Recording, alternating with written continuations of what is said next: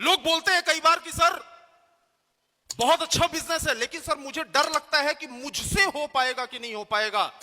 ध्यान देना, इस दुनिया में हर काम संभव है, खाली अगर दो चीजों का मिलन हो जाए। इस दुनिया में हर काम संभव है अगर दो चीजों का मिलन हो जाए।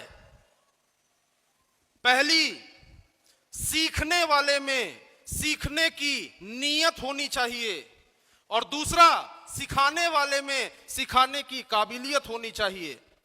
अगर ये दो चीजें आपस में मिल जाए, एक सीखने वाले की नीयत, दूसरा सिखाने वाले की काबिलियत, तो दुनिया का कोई भी काम आप कर सकते हो। आपको हवाई जहाज उड़ाना नहीं आता, लेकिन अगर आप में सीखने की नीयत है और जो पायलट बैठा के सिखा रहा है उसमें सिखाने की काबिलियत है, तो उड़ा लोगे कि नहीं? तो जब हम माई लाइफस्टाइल बिजनेस की बात करते हैं तो इस व्यापार, इस बिजनेस के अंदर सिखाने वाला तो सर आपको काबिल ही मिलेगा। काबिल ही मिलेगा। क्यों काबिल मिलेगा?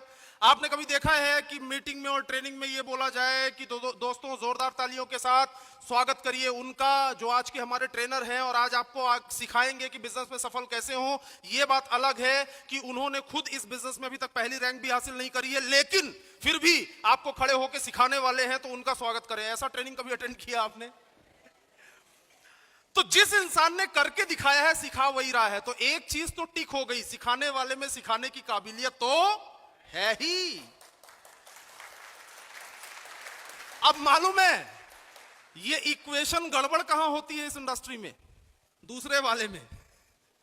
समझ रहे? सीखने वाले में सीखने की क्या होनी चाहिए? नीयत होनी चाहिए। क्या होनी चाहिए? अगर आपके अंदर सीखने की नीयत है तो इस बिजनेस में सिखाने वाले सारे काबिल लोग ही मिलेंगे।